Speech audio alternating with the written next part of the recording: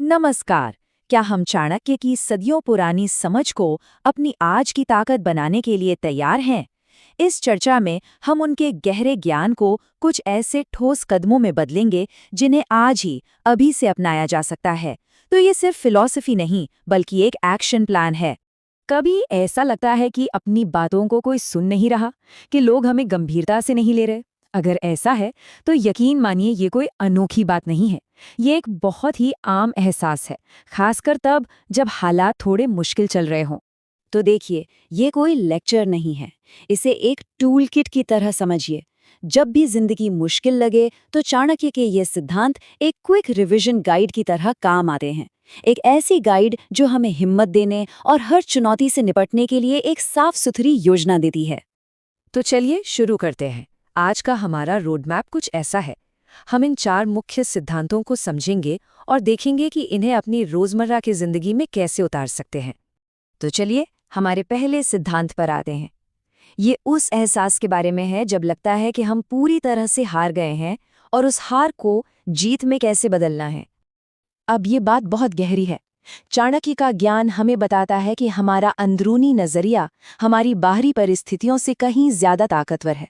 मतलब, जब दुनिया को लगे कि हम गिर रहे हैं, उस वक्त हमें अंदर से महसूस करना है कि हम उठ रहे हैं। इसको विवेक की कहानी से समझते हैं। उसे पढ़ाई छोड़कर बर्तन धोने पड़े। जाहिर है, लोग उस पर हंसे, उसे एक हारा हुआ इंसान समझा।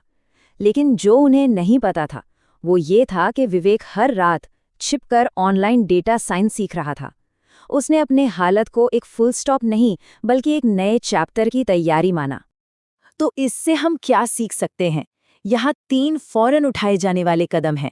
देखिए, बात कोई बड़ी छलांग लगाने की नहीं है, बल्कि छोटे, लगातार कदमों से दोबारा रफ्तार पकड़ने की है। पहला, खुद को दोष देना बंद करें।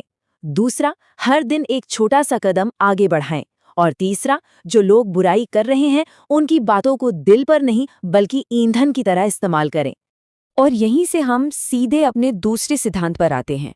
हम मुश्किल भावनाओं वाली पलों में कैसे रिएक्ट करते हैं, ये हमारे भविष्य को बना भी सकता है और बिगाड़ भी सकता है। चाणक्य ने सिखाया कि गुस्सा हमारी अक्ल पर पर्दा डाल देता है और हमसे ऐसे फैसले करवाता है जो हमें ही नुकसान पहुंचाते हैं। उनका कहना था कि जिसने अपने गुस्से पर काबू पा लिया वही सबसे बड़ा योद्धा है। दीपक की कहानी एक तरह की चेतावनी है। जब ऑफिस में उसके साथ धोखा हुआ तो उसने गुस्से में आकर सोशल मीडिया पर सब कुछ कह डाला। एक पल के लिए उसे लगा होगा कि उसने बदला ले लिया, लेकिन बहुत जल्द उसे एहसास हुआ कि उसने असल में अपने ही प्रोफेशनल भविष्य को तबाह कर दिया है। तो इस पर काबू कैसे पाएं?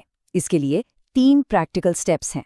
हमारा लक्ष्य भावनाओं का गुलाम बनना नहीं बल्कि उनका मालिक बनना है। पहला, कुछ भी बोलने से पहले रुकें और एक गहरी सांस लें। दूसरा, जो भी मन में है उसे कागज पर लिख डालें। और तीसरा, कभी-कभी सही समय पर चुप रहना सबसे ताकतवर जवाब होता है। हमारा अगला सिद्धांत अंदरूनी ताकत के एक और बड़े दुश्मन की बात करता है, दूसरों से लगातार अपनी तुलना करना। और ये ज्ञान आज के सोशल मीडिया के ज़माने में तो पहले से भी ज़्यादा ज़रूरी हो गया है। अपनी तुलना दूसरों से मत करो, क्योंकि तुम्हारा रास्ता सिर्फ तुम्हारा है और उसकी मंजिल भी सिर्फ तुम्हारे लिए बनी है। याद रखिए, तुलना करना खुशी, आत्मविश्वास और समय तीनों की चोरी है। हम अक्सर करते क्या हैं? हम अपनी जिंदगी के बिहाइंड द सीन्स की तुलना किसी और की सोशल मीडिया की हाईलाइट रील्स से करते हैं। ये एक ऐसी दौड़ है जिसे कोई कभी नहीं जीत सकता और ये हमारे अपने सफ़र के साथ नाइंसाफी है। तो इसका हल क्या है? इन 3 कामों के साथ अपना ध्यान वापस अपनी यात्रा पर ले आएं। ये दूसरों के बगीचे को देखने के बजाय अपने पौधों को पानी देने जैसा है। अपने लक्ष्यों पर ध्यान दें, सोशल मीडिया से थोड़ा ब्रेक लें और अपनी हर छोटी से छोटी जीत का जश्न मनाएं। और ये हमें उस चीज तक ले आता है जो हर तरह की ताकत की नींव है। बाहरी सम्मान हमारे अंदरूनी आत्मसम्मान का ही आईना है। दुनिया हमें उतनी ही इज्जत देती है जितनी हम खुद को देते हैं। यह सुनने में शायद थोड़ा कड़वा लगे, लेकिन है बिल्कुल सच। खुद की इज्जत करो, वरना दुनिया तुम्हें नकार देगी। दुनिया असल में हमारे प्रति हमारे अपने ही रवैये की नकल करती है। राघव की कहानी को ही देखिए। वो एक बहुत ही होशियार छात्र था, लेकिन उसे हमेशा नज़रअंदाज किया जाता था। क्यों? क्योंकि वो खुद को एक साइड कैरेक्टर की तरह पेश करता था। उसने अपने आइडियाज़ को कभी अहमियत नहीं दी, तो भला कोई और क्यों देता? तो हम आत्मसम्मान कैसे बनाएं? देखिए, ये 3 कदम घमंड के बारे में नहीं है, बल्कि एक शांत आत्मविश्वास और गरिमा की नींव रखने के बारे में है। अपने बारे में छोटा सोचना बंद करें, अपनी सीमाओं की रक्षा के लिए ना कहना सीखें और अपने फैसलों के साथ खड़े रहें, चाहे वो अच्छे हों या बुरे। तो हमने 4 ताकतवर सिद्धांत और 12 ऐसे एक्शन स्टेप्स देखे हैं जिन्हें फौरन अपनाया जा सकता है। सच्ची ताकत कोई ऐसी चीज नहीं है जो बस मिल जाती है।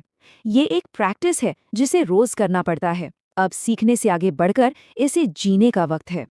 तो अब असली सवाल ये है, आज इन 12 में से वो कौन सा पहला कदम है जो हम उठाने जा रहे हैं? क्योंकि सिर्फ सुनने से बदलाव नहीं आएगा, करने से आएगा। कोई भी एक छोटा कदम चुने और शुरुआत आज से ही करें।